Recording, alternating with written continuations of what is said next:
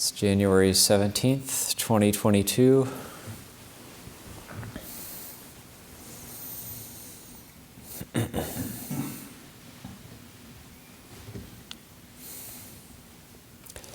Winter retreat, it's the full moon, the Uposita day. So we had our Patimokkha ceremony, the recitation of the 227 bhikkhus training rules.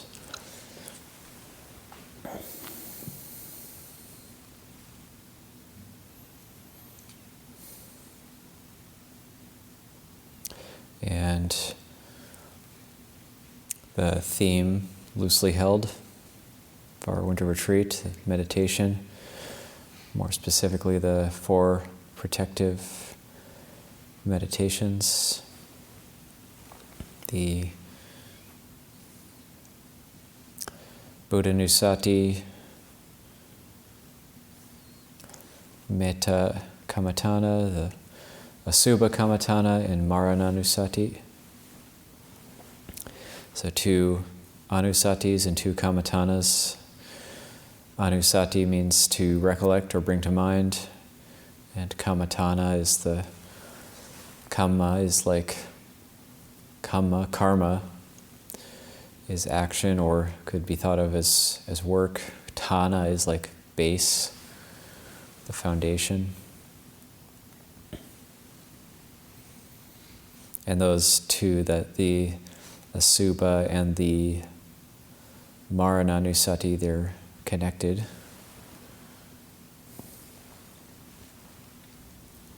So as usually happens when we do a long retreat and we change the schedule, we don't do our normal work periods, then the mind gets a bit more empty, and then the result of that is dukkha, usually. So, seeing dukkha, this is something that happens on retreat, and this is the very reason we go on retreat. We might think, well, I didn't sign up for this. I wanted to go on retreat and experience great joy and happiness, not dukkha. But actually, we told you that you came here to see dukkha, but maybe you didn't believe us, or and the Buddha said that would happen. So seeing dukkha, that's something Luang Por emphasized, and we're doing these readings from Venerable Father, and you see it over and over again, the way he was training Varapanyo, getting him to see dukkha, and he did see dukkha, and he couldn't see the benefit of it right then and there, but he did see the benefit of it later on in hindsight. So when we're in dukkha, we're not able to really see the benefit of it, and it's difficult to remember that the Buddha said we have to see dukkha and understand dukkha. Dukkha is suffering or unsatisfactoriness, but it can also be translated as not quite rightness, or even imbalance. The mind, what it does is the mind flutters. So once the mind starts fluttering, we might, based on our kamma, on our habits, on our past conditioning, then we'll either go into confusion or various hindrances will arise. So this is normal, and if we actually look at dukkha and contemplate it, reflect on it, this is what we mean by the contemplative life. So when we see dukkha and reflect on it, why is it arising? The Buddha said it's arising because of tanha, because of craving or unwholesome desire. Kama tanha, bhava tanha, vibhava tanha, that's sense desire, and then craving for becoming, craving to not be. So those 3 types of tanha, which are all connected together, actually. So that the Buddha is saying, oh, that's the cause of dukkha, that we have this thing we call tanha, and this is not at all easy to address. It's not an easy problem to get rid of, because these are the roots of existence. These are the roots of existence that we're contemplating. And yet, dukkha, when we are able to be with it and able to see it, then it has a brightening quality. It actually has a brightening quality. The mind can get bright if we're able to look at it and we're able to endure it and be with it. Then it has a brightening quality. And the empty mind, in terms of the mind on retreat, when the mind is a bit more empty, there's less distractions than we normally have, and it's almost becomes like a vacuum, and things just fall into it. And so, very normal experience on a retreat like this is that, especially when there's kind of an open schedule and a fair amount of time that we'll have to ourselves, very common experience that we'll think the mind has become has more hindrances than normal, or it's more defiled than normal. Actually, what's happening is it's like a purification process that's happening. So we probably felt pretty good right the first few days of the retreat, feeling a lot of gratitude. We might have had a couple of good meditations, and then a few weeks in, and the mind is fluttering and things are falling into the mind, and we might feel vulnerable or unstable. And if we get through that, then we might feel a sense of clarity or brightness, and then that'll change again. So just watching this process. Yeah. So these 4 meditations that we're going to be looking into, the Buddha Nusati and the Metta Kammatthana Asubha Marana, they're all connected together. They all circle around each other. So the looking at dukkha, that's Buddha Nusati. And it's something the Buddha taught, something the Buddha pointed out.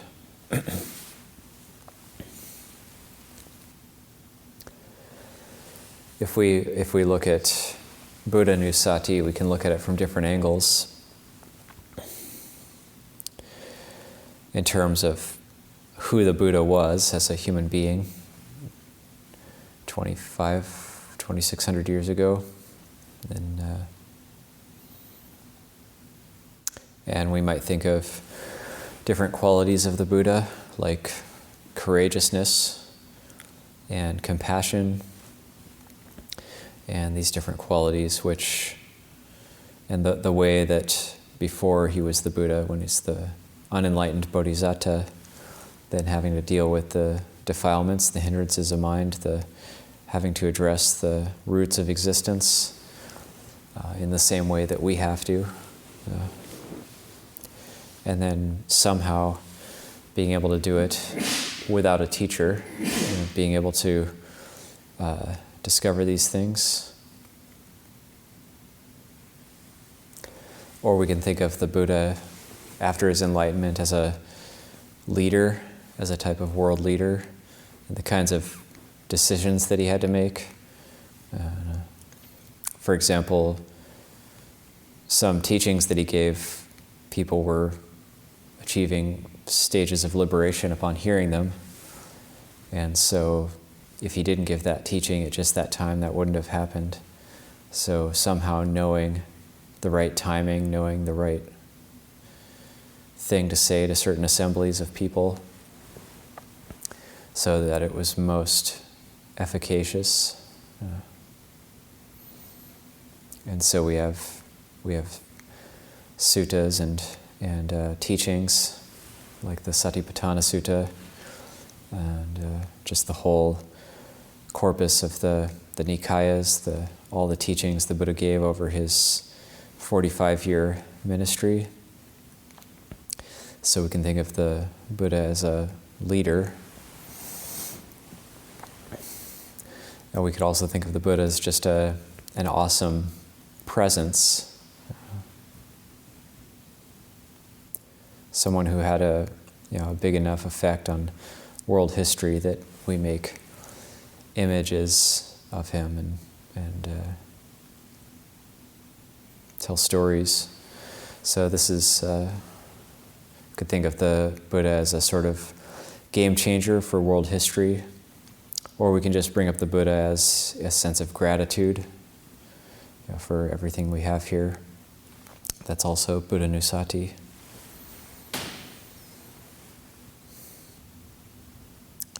Think of metta or goodwill. Starting with goodwill for ourselves, that's also a protective meditation. So these first two protective meditations, Buddha Nusati and Metta Kammatthana,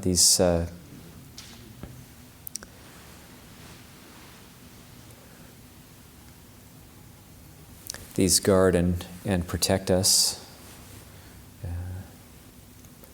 And it can be pretty difficult to have goodwill for oneself.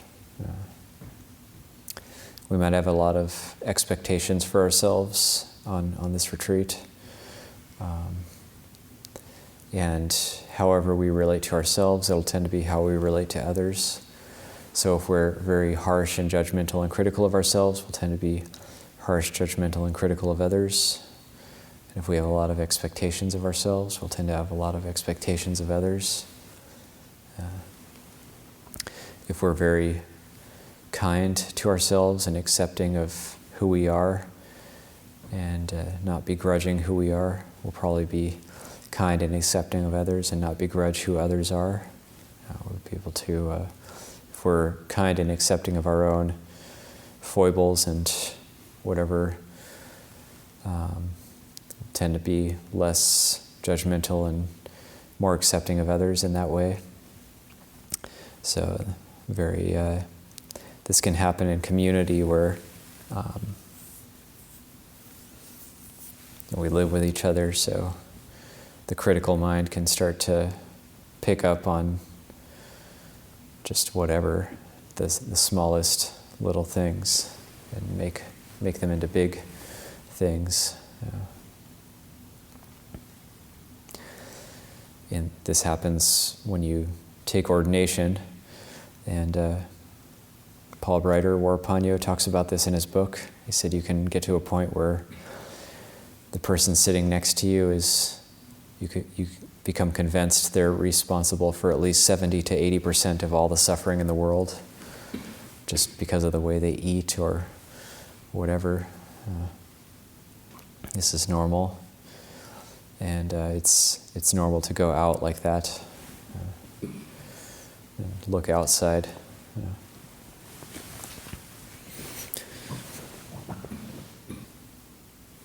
Asubha and Marana, so the unattractive nature of the body and the death contemplation.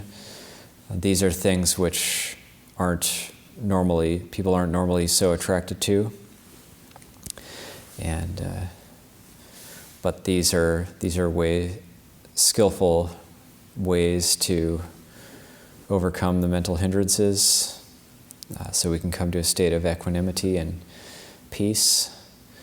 And these are very much taught in monasteries, especially Thai forest monasteries. And so it's not about becoming gloomy or somehow very grim, but it's just trying to see things in their true nature. It takes a fair amount of ignoring. The mind has to have a fair amount of ignoring to not notice the unattractive aspects of one's own body. That's how you start. You do one's own body. And it's not about developing some sort of negative body image. Some people might think, well, I already have a negative body image. Why do I want to contemplate the unattractive nature of my own body? So this isn't about developing like a negative body image, which includes like the sense of self, a very strong sense of self attached to it. This is just trying to cool down the mind and come to a state of equanimity and peace. It can be disheartening. It can be disheartening at first when the mind starts to realize these things. The Buddha's fairly explicit in the Satipatthana Sutta when he talks about the things like the corpse contemplations, the 9 charnel ground contemplations, contemplating corpses in different stages of decomposition. And anybody can look at this in the suttas, it's right there. So if anybody has ever been around a dead human body, or even a dead animal, then the smell can be quite intense.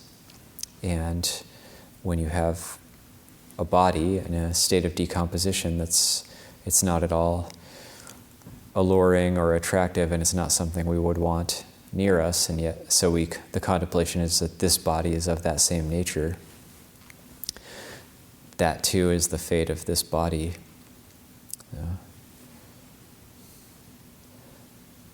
I remember 2016 visiting Luang Prabang with the Wat Pah Nanachap monks, some of the Wat Nanachap monks, and there was a lot of different nationalities at that time. So there was people with white skin, people with different shades of brown skin, people with black skin, and so there was a lot of us. There's a lot of different shades, and then we got the opportunity to spend the night at Wat Doi Dhammachetti and go alms around with the monks there and get to pay respects to Luang Prabang. And we were about to have our meal, and Luang Prabang walked in, and he kind of checked us out and was standing, and we were about to have our meal, and he was looking us over, and he said, "Oh, the way he greeted us was," he said, "there's a lot of different shades here, but you're all the same shade when you're dead and rotting." So that was his greeting for us. But it's a good teaching. It's a very monastic teaching, very Thai forest Dhamma. So, of course, that's very connected with the death contemplation. But the death contemplation, it's also a very radical looking at impermanence. And Luang Por Chai and the teachings we've been reading, it's like the death that happens each moment. The death and rebirth that happens in each moment. So when we do death contemplation, it's not just thinking of like, oh, I'm going to die someday, but it's thinking, what was I yesterday? Where is yesterday? Where is yesterday? What is tomorrow? What is that right now? Was that me? Was that me yesterday, sitting here? Or what was that? Who was that? What's going on? What's that phenomenon of impermanence? Or we can think of further in the past, like we were all at a certain point in the past. Every single one of us here, without exception, was born and was a little baby, and grew up through childhood, and now we're whatever stage of life we're at. So what was that? Who was that? And so in the future, when death occurs, when the death of the body actually does happen, then what was this life? When that occurs, what is right now? So this is the reflection on impermanence, how it's always changing, always in flux. Liberating. This contemplation is liberating. This is the very thing that the Buddha talks about, the sotapanna, the stream enter, gaining a deep realization into impermanence. There's no more doubt that without exception, everything physical and mental arises and passes away. And anything that arises has to pass away at some point. Whatever condition that arises has to pass away. it can't arise and not pass away.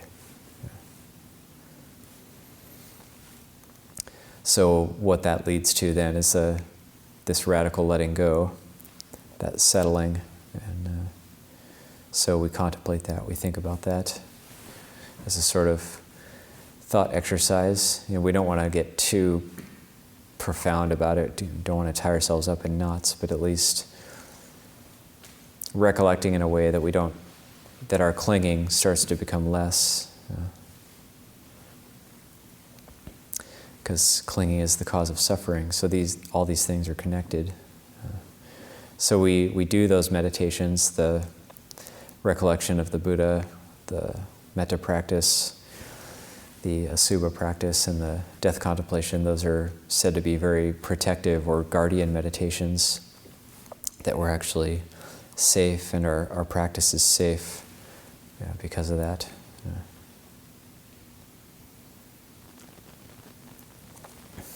In terms of reflection on impermanence, it's also good to remember where we've been in our practice. That can be helpful, especially those of us who have been practicing for a long time. That we think, where have we been? What sort of good practice experiences have we had? What sort of difficulties have we overcome in the past?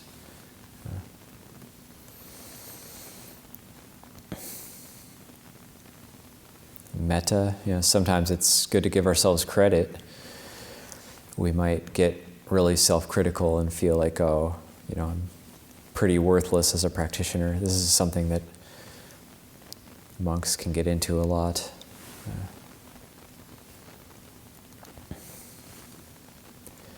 But it's just a mental habit of negativity. It's like, get over it. Just get over it.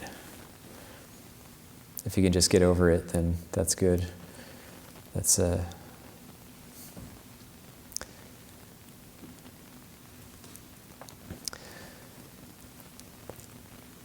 had a big insight one time when,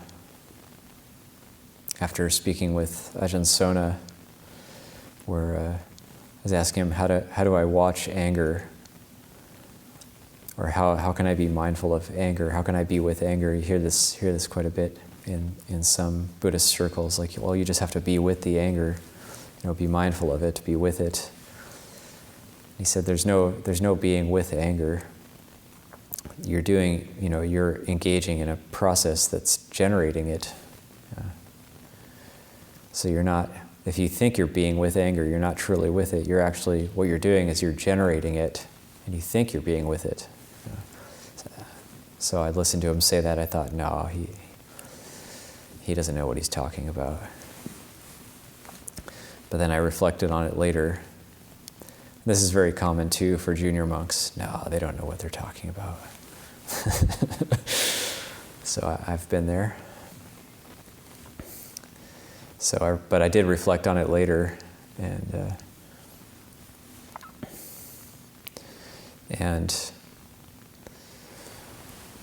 then I could see, oh yeah, there is this process, like, I was stuck in this kind of like negative state of like slight depression and anger, thinking I was being with it, and then I caught it and I was able to see how I was generating it. And then, so when there's actually mindfulness, there's no mindfulness and anger simultaneously. It actually, once you establish mindfulness, that's like putting the brakes on it. You establish mindfulness and, oh, where did it go? Oh, I feel better. Oh, wow. Oh, I feel good. Oh, wow. I was just feeling bad because I was generating that negativity, and nobody else was affected by it except me. So that's a pretty big insight, and can be life-changing, actually. Just that one thing, that simple thing that we're doing.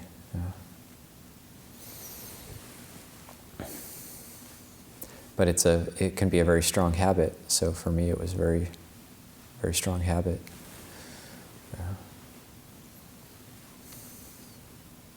What a shame if we never let that go.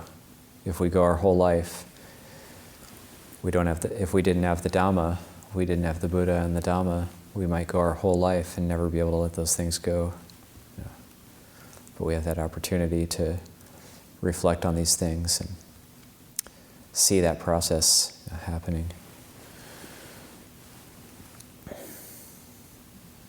And then we're truly protected, we're guarded. Whatever happens, we don't have to doubt, we don't have to fear when we actually cultivate these meditations. But we actually have to do it. We actually have to cultivate it.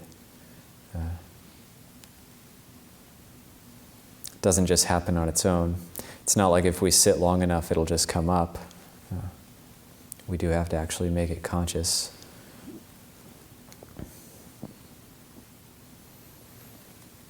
We can do it at first in a superficial way with the asubha, reciting the 32 parts of the body. We just do that in a superficial way at first, and then it becomes real over time.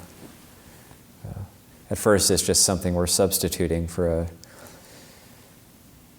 whatever state of desire or greed we might want to overcome. At first, we're just substituting something else for it, but then when it becomes more real, it goes inward and becomes more powerful. Then it can really be an aid for us and be very protective for us. So those are a few thoughts as we begin the vigil this evening. I'll leave it there for tonight.